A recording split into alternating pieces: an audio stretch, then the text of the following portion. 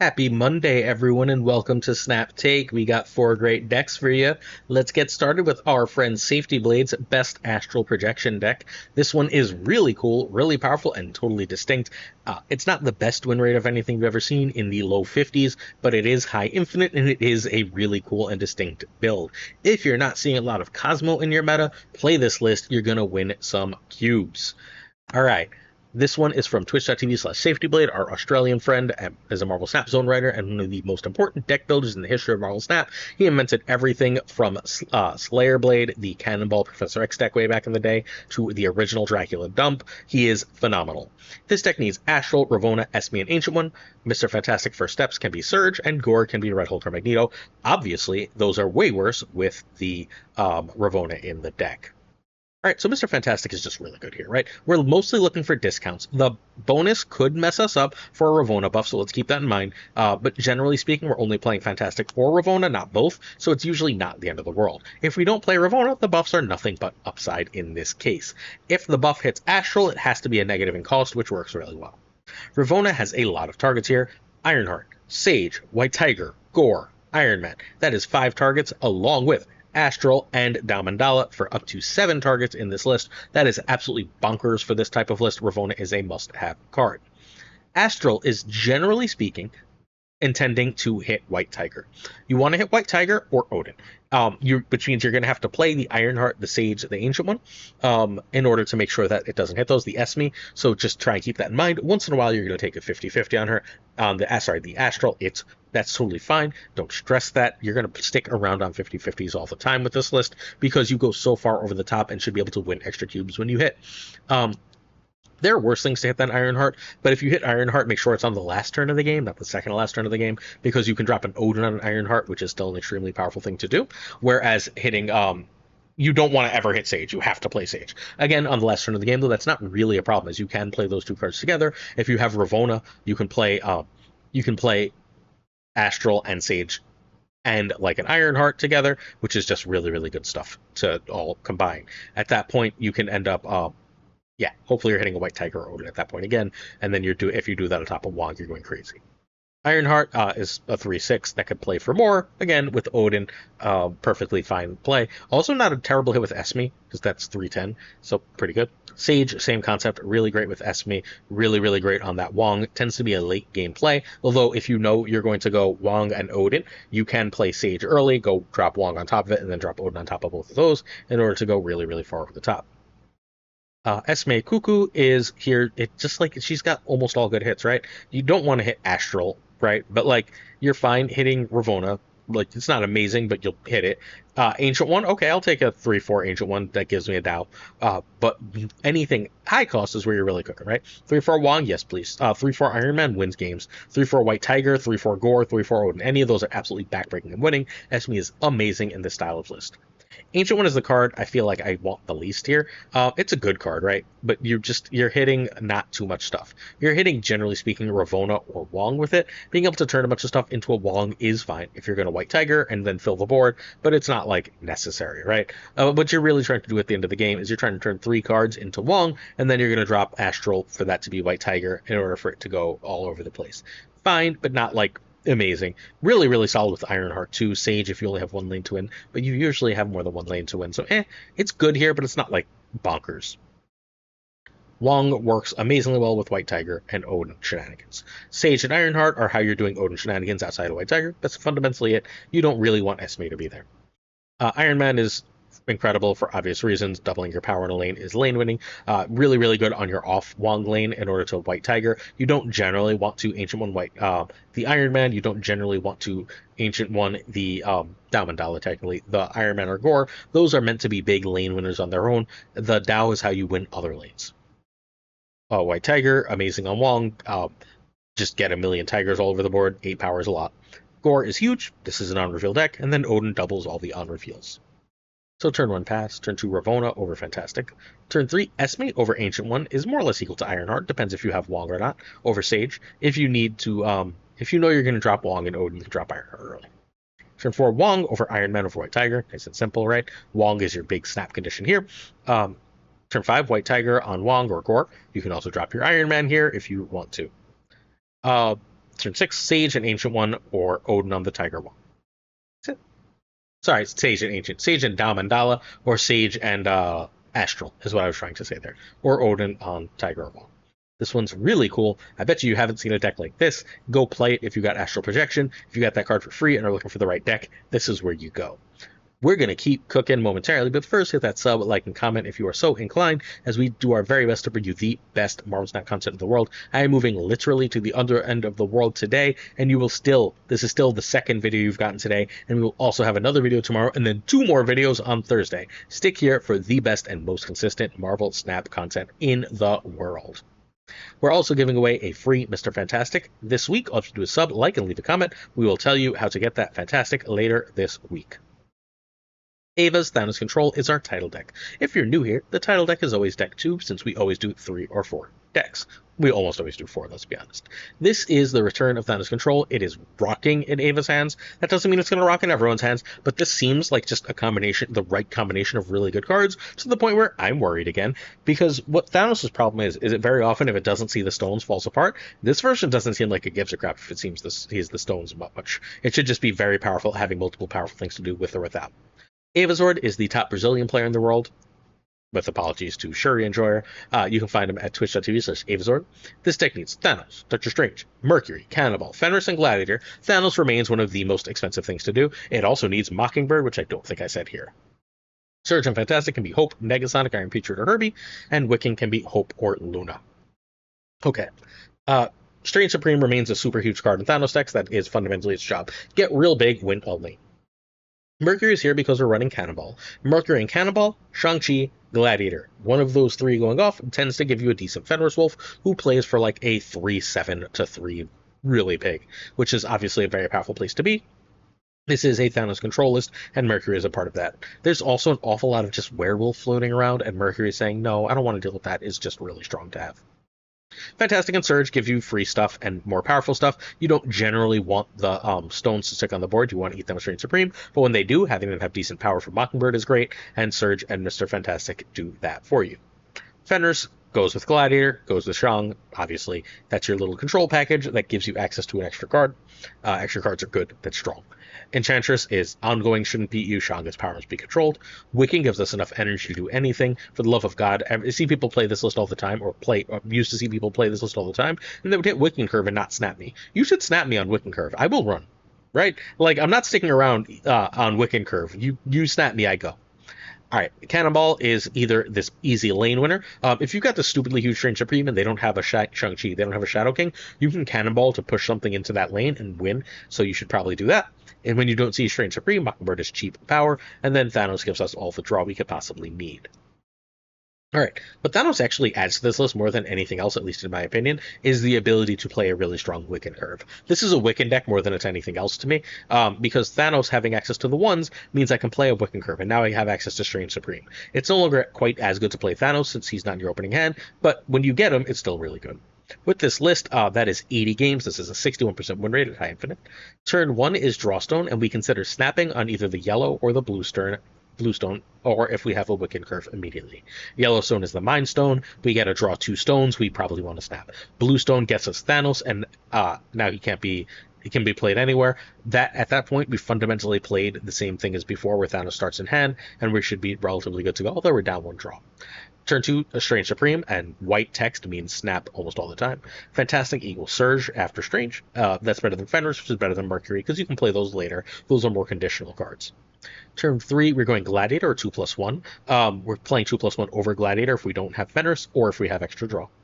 Turn 4, we're going Wiccan, or we're playing an earlier combo of cards. Again, snap on Wiccan, please. Turn 5, Thanos, or control card plus whatever we can. Turn 6, control card and Mockingbird. And that control card with Mockingbird at the end of the game is sort of our big shout to snap. Although sometimes like just playing Cannonball is going to be our big shout to snap. Figure out like it's playing Shang-Chi in a lane that they can't win, especially if you play the Thanos the turn before. Or if you could play like a Soulstone to protect a Thanos and Shang-Chi their big lane, that kind of thing is like an auto win. Play it, live it, love it. This deck is super strong and super consistent. The rumors of Thanos' demise were apparently much exaggerated. Please check out twitch.tv. Oh, this isn't the second video of the day. I'm so silly. This is our Monday video. I have to record everything because I'm traveling the world, right? This is the first video. Tomorrow, Tuesday, we'll have double deck deck videos. So check out twitch.tv/PulseGlazer. I should be live Friday at some point from my new home. So check it out if you're interested. Next up, we got Sizer Annie. A bunch of people are crushing with this. This is 2 players in the top 10s list. It's a monster of the list. This one is doing the Annihilus Merlin Annihilus Merlin werewolf thing, and it's also running the package we saw in the last deck of Mercury, Fenris, Gladiator Cannonball, and Shang-Chi as a way to get extra power. Great deck. You can find Sizer at twitch.tv/Sizer2654. This one is 1 card off the Sizer version. It's running Nico instead of Nebula. Sizer was running Nebula. Our friend Salty climbed from the 70s to rank 9 with this by basically changing that 1 card. Mercury can be Spider-Man here without any very much trouble. Spider-Man gives you an extra way. If you play Spider-Man and Viper on turn 5, you have the ability to send over the Void with very little the opponent can do to actually stop you. Okay, so the Hood, Sentry, and Annihilus are a simple package, right? The Hood, Sentry, and Annihilus, you can send those cards over with Annihilus, and then they play for stupid power. 9 power is a lot. Having access to a 1/6 is a lot. 5/8 is decent stats. All of that works really well together. The other thing that works really well with them is Merlin. Merlin is the card that ties these together. Sometimes you don't get the Annihilus, you don't get the Viper, or whatever else. You can throw Hood into the deck to get extra energy. You can turn the Void into a 5-cost card for a lot of extra power. That kind of thing is obviously incredible here. Nico is sort of a backup plan for Hood, for how to deal with the Hood. You turn it into a demon or use it to draw 2. Feel free to do that for Mercury once in a while too, if you don't plan on cannonballing. Mercury, again, great with Cannonball, but also great to shut down opposing werewolves. Fenris Wolf's package is Gladiator, Shang-Chi, and Cannonball. Kill the biggest card you can, bring it back. Fenris Wolf ends up playing for you're going to kill their biggest card if possible anyway, right? So being able to play Fenris Wolf for like a 2/13, obviously incredible.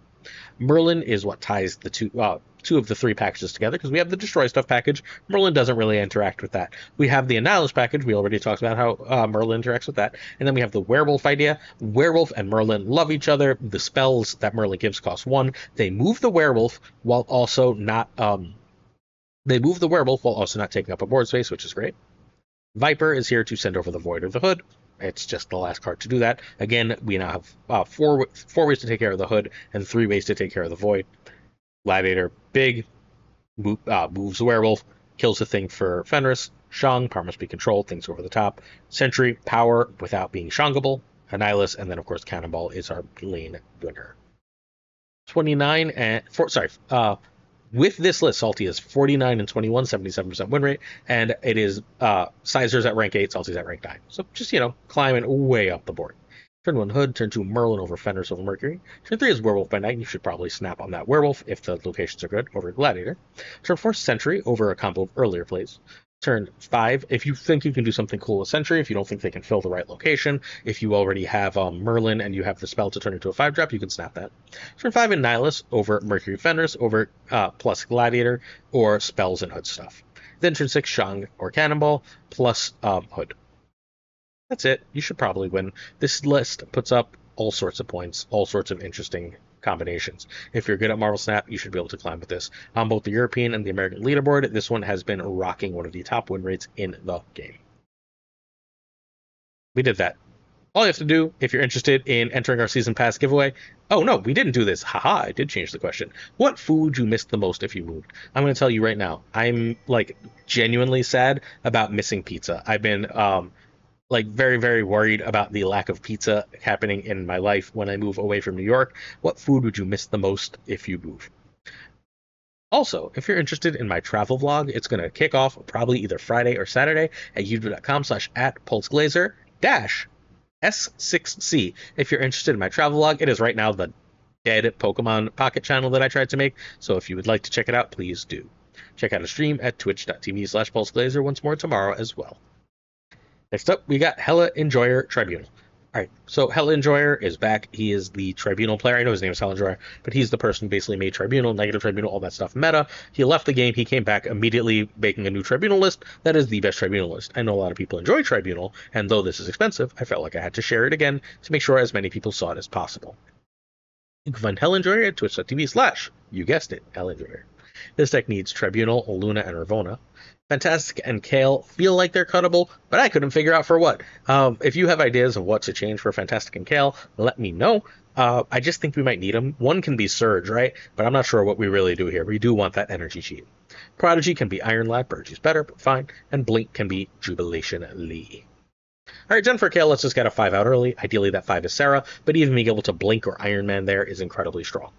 We have 2 ways of getting that 5 out early. One comes with a 6 out early, too. That is the Luna way. We are perfectly happy to do either of those. Mr. Fantastic giving us extra power can mess up Ravonna, right? But Ravonna doesn't have a million targets. She's got 2. She's got Iron Man and Mystique, but so like you can mess that up with Fantastic, but you also can get extra lower cost, and lower cost is obviously a very important place to be. Ravonna, we talked about already. Mystique is generally here to copy Iron Man as his Prodigy, because if you have to, you can go with enough cost reduction, with enough energy boost. You can go Iron Man into Mystique into Tribunal, Iron Man into Tribunal into Prodigy, and then you get the double Iron Man, just like Onslaught. It's less power overall because Onslaught's better at doubling things, right? Because it's got 8 power, but it still works the same basic way, and it's still very strong. Magic gives you an extra turn to set up all your combos. Luna gives you extra energy to set up all your combos, including the early Sarah. Blink will fundamentally, you're almost always blinking a 3-drop, ideally Magic or Luna. You will then get Sarah, Iron Man, Onslaught, or Tribunal, setting up your combo basically every time, which is absolutely glorious. You can Sarah, if you can Sarah and Onslaught, which happens once in a while thanks to Blink, you can still combo off with a bunch of stuff. If you Sarah into Onslaught or Sarah Onslaught, everything gets -2, and you just really start cooking with gas, especially if you can get Ravonna out, and then you can sort of go off and hit other combos. At that point, like Iron Man and Mystique can probably win another lane for you just fine. Like you Iron Man under that Sarah Onslaught, and that lane is one, and then you can Mystique with like whatever the hell else you want in another lane, like Mystique Prodigy another lane to go off, because those will be 1-cost cards. Iron Man will be a 3-cost cards. And you can just sort of win a lot of different ways with that kind of combo. And then, of course, Onslaught is double power, and Tribunal is double your whole board. When you get the Onslaught, when you get the Iron Man doubled Tribunal combo, you tend to win the game. Welcome back to Hellinger. Turn 1 pass, turn 2 Fantastic over Ravonna over Kale. Kale goes up if we have Sarah or Blink. Turn 3 we want Luna over a 2-drop, although if we have Luna we don't really care about Kale anymore. Turn 4 Sarah if we can over Iron Man or Blink. Turn 5 Magic over Iron Man, Sarah or Onslaught. Turn 6 combo off Iron Man, Onslaught, Tribunal. Use Prodigy and Mystique to help, and obviously that can be turn 7 too. So once you see Luna, if you can go Iron Man into Onslaught into Tribunal, you should. Feel free to snap all of these once you get any of your combos going. This one's a beast. You should play it if you want to win games and aren't scared of Juggernaut or Enchantress. If you're not scared of Juggernaut and Enchantress, this is one of the best decks in Marvel Snap right now.